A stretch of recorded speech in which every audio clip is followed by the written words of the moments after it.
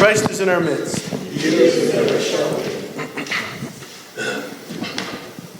The word immediately is a very important word in this gospel.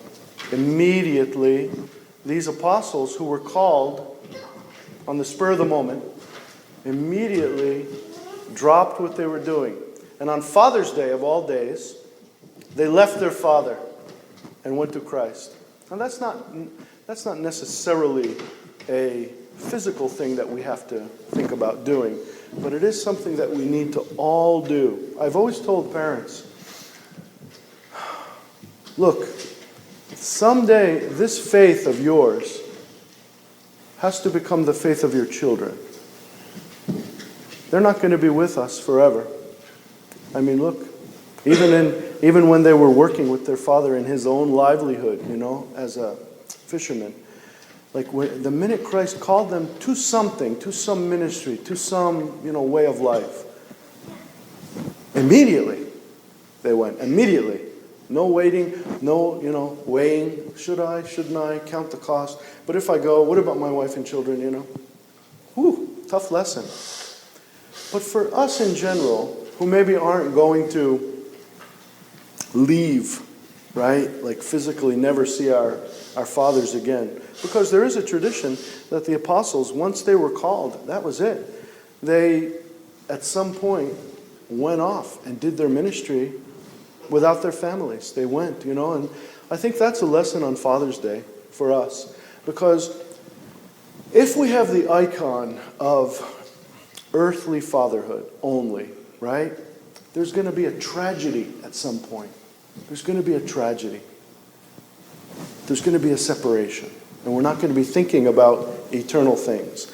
But if we have the icon of the fatherhood of the Lord, and our own fathers, our own grandfathers, our own godfathers, our own spiritual fathers, all of that, the temptation can be to make that like an earthly relationship. All of those, if they're subsumed, included, contained under the fatherhood of Christ, then you have what you call a heavenly relationship. Your father then will be something more significant than just the one who gave you birth and perhaps raised you and, kept you. This is like short time. This is like a few moments. A few moments. And those moments are ending very quickly. We have now, like tomorrow, a funeral, a burial for some father. Like he's the father of many children. And all of these children, were under my care at one time, spiritual care. And all of those children had to work out their salvation in their relationships with each other and with their father. And some of them haven't been worked out up until the deathbed they were worked out. You see what I mean? What happens when the earthly fatherhood stops? What happens when it stops? Does it mean that, okay, now the job is done, I no longer have a relationship with that person, it's complete? No, it's incomplete. When we leave this life, it has to be completed spiritually. You see?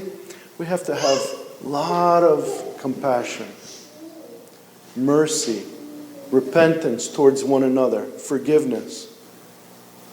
I'm afraid that too many fathers, they have this wall somehow. They torture their children, in fact. Crazy what we do. We harm them in some ways. So children have to deal with all of that. And parents have to deal with all of the other. That comes from the other direction. You see? Earthly relationship. Earthly relationship. How many fathers have told me, including the one, God knows, that I'm burying, how sad he was about the way he worked with his children. So we leave all that to God. I'm telling you, whether you're a mother or a father or a brother or a sister or anything, that your relationships here, every second you have with people, love them, honor them, give them every joy. Put them on a big spiritual foundation and say, I honor you. You're very precious to me, very special to me, right? And all the details will work themselves out.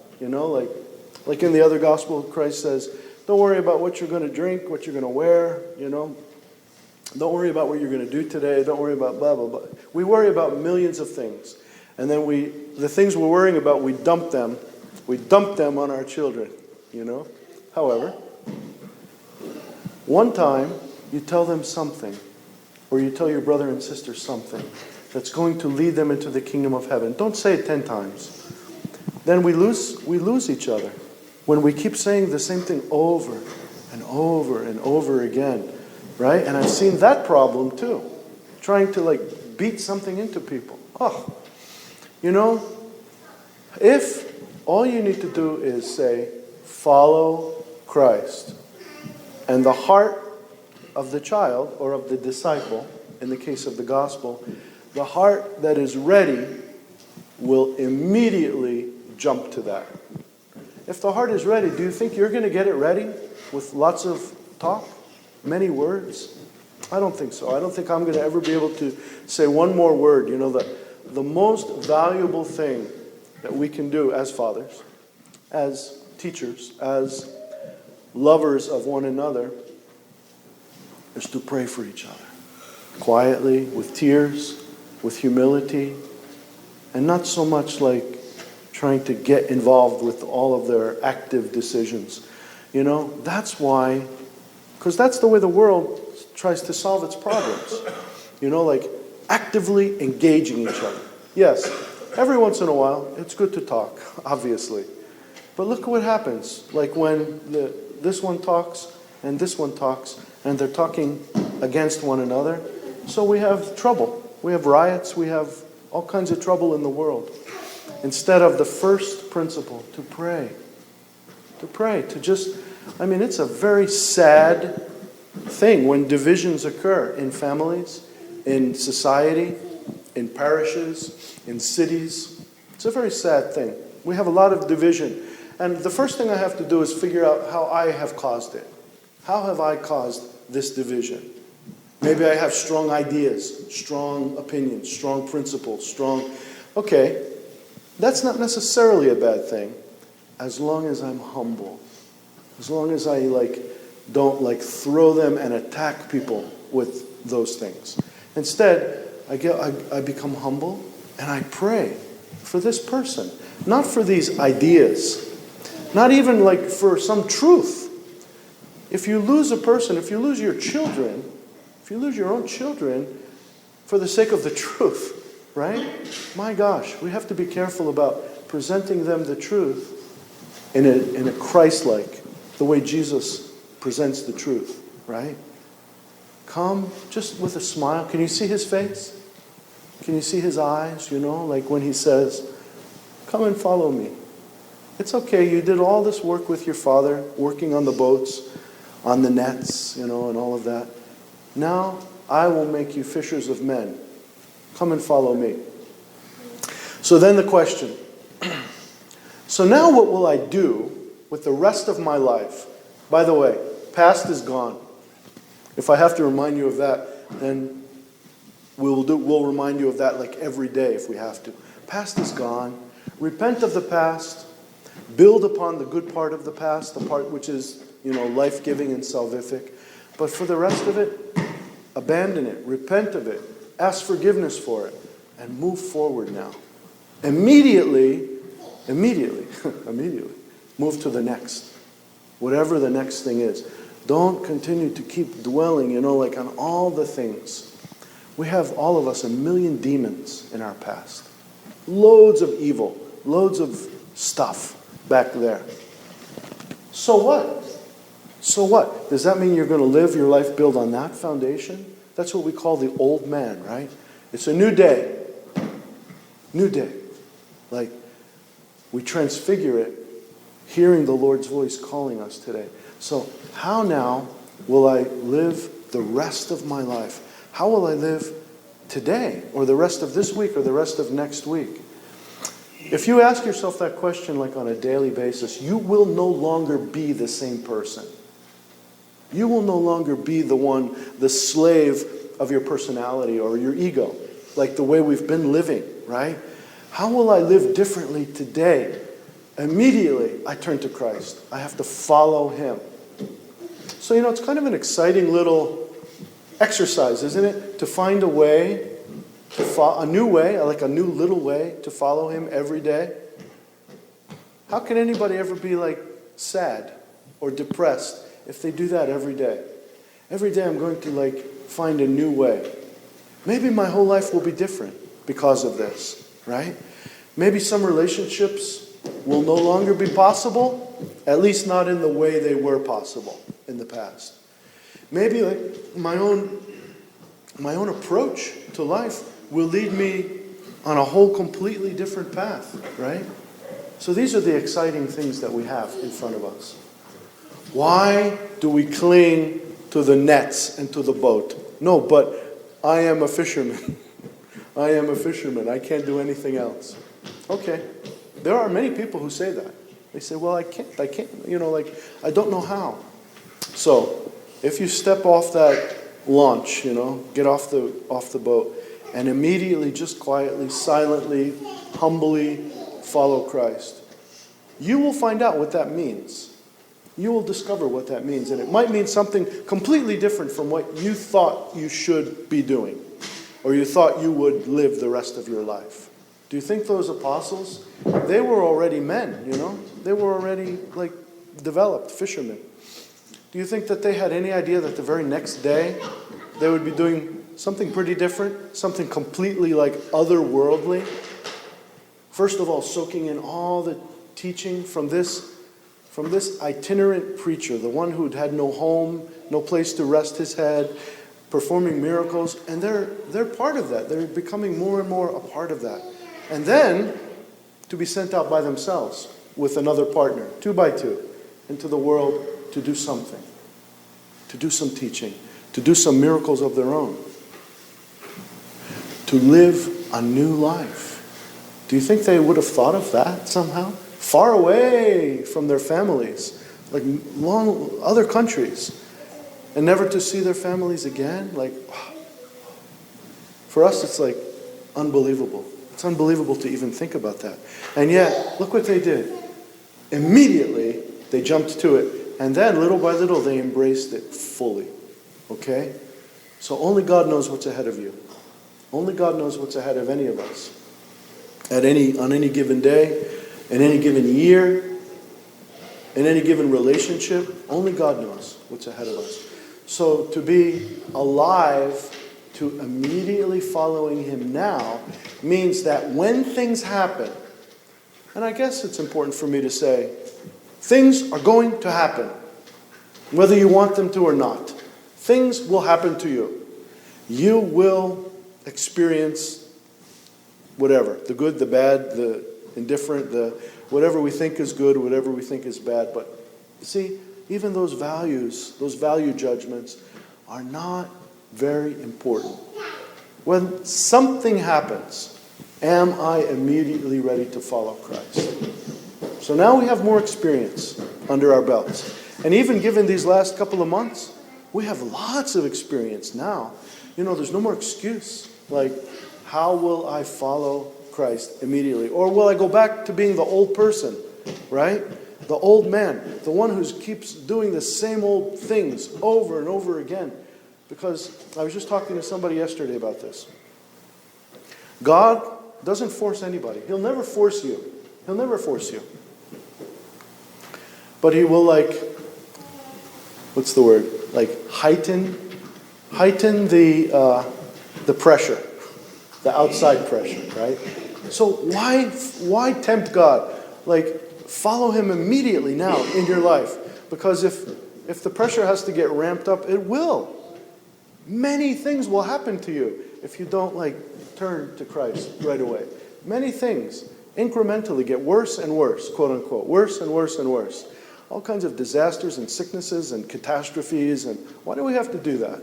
Why do we have to wait till it gets up to here and we're on our deathbed or on the last day of our life and we say, now I get it. The Lord's been trying to teach me something. He's been pushing. And I now see it because I finally stopped. I pulled the veil down and stopped just considering my own little comfortable place, right? So don't wait till he says, okay, this poor soul, they need a little bit more. And now we get another 1 or 2 or 3 or 5 things that happen all at once. In the family, in your life, in your finances, in the world, in your city, in your church. Turn it up a little more, a little more, a little more. Let's not force the hand of God, right? You can be His child, His disciple, immediately, like the gospel says. Immediately follow Him. And then, no matter what, you won't even notice if things are being turned up or down. You won't even notice it. It'll just be, I'm living the life of Christ, and in that spirit, I have to work on this new situation that's been presented to me. And that's how the saints, specifically, that's how the martyrs were able to meet the end of their life. Because, they were there. They were following Christ, and immediately they gave their life to Him. And then they lived it to the point where they had already died to their own selves. Do you want that? Well, it'll look different. It will feel different. It will be hard, always. It's always hard to stop living for my own self. It's always difficult to make myself the last consideration in every situation, in every equation. Well, what about me? How will I survive this? How will I get through this? How will I fare through this? What is the cost? What will be the gain? It's hard to throw that away. It's hard for people to put that aside. But put it aside, we must. We must. And we must immediately, because you don't know what tomorrow is going to bring. So, fathers, especially you fathers, think about this also in terms of where you are with your children, where you are with your spouses, and what you need to do immediately to become a child of God. More and more and more dedicated to that alone. You watch. You watch what goes on inside your own heart. Your conscience will fire. Your zeal will get fired, turned up. And your love will be like this, huge. Why? Because then you'll be tapping into the infinite resource of Christ. Infinite resource. And no matter what happens, anywhere in the world or anywhere in your life, right? You will be in love with the people around you and in love with everyone. And be able to take any kind of hits because you will no longer be in love with yourself. That's the equation, see? If you take out of this pile and put it into this pile, it's life-giving. I don't care about what happens to me anymore. I give it all to my loved ones. And I give it to even the world. You think this poor world, this crazy attacking of each other and all of that, do you think that doesn't need you? You're not an observer. If you're a participant in the holy mysteries, you're not an observer of what's going on in the liturgy of the world, let's say. Right? Your prayer is powerful. You have something to give to the ones who are suffering and dying out there and killing each other and harming each other. You have a lot to offer in your quiet prayer. And maybe more too, but with your prayer, that's the most significant thing. We are not people of thinking only. Let me think about what's going on in the world. No, we don't just give good thoughts. We give good, prayerful energy, grace, and invite the grace of God on all that's going on. And because so many of us are forgetting to do that, it gets worse. It gets ratcheted up. Why? Because I am not the man of prayer that I should be. I am not the man that immediately turns to Christ whenever I hear anything, any crisis, right? Why is that? Let me close with this image. St. Herman. He lived in tough times. St. Herman lived in difficult times when the Aleut people were being persecuted by Russians who were Orthodox, at least in name. They were cruel. They were mean to the natives. And St. Herman was always defending them and always protecting them. And you know the story of St. Peter, the young Aleut boy who was tortured and eventually killed by the Roman Catholics. Well, so word eventually got back to St. Herman, right? And when they told St. Herman the story, can you imagine like how sad he was for the little young man? And after listening to the story, this has always affected me, like to hear this reaction. He said, number one, what was the name of the Aleut boy? And they told him his Christian name was Peter. They said Peter, and he said nothing else. He turned to the icon of the Mother of God, actually. He turned to the icon and he said, Holy new martyr Peter, pray to God for us. Do you see how that disaster, that horrible murder turned into a chance to connect, to reconnect with one of our loved ones who's now in the next world? You are connected there too. Don't get disconnected. Don't turn off your connection. Don't live only for this second in this flesh. Okay? None of your ancestors did. Your spiritual ancestors. None of the saints ever left it on its face value. There's way more that's going on than meets the eye. Your prayer will introduce you and expose you more and more to that reality. Amen.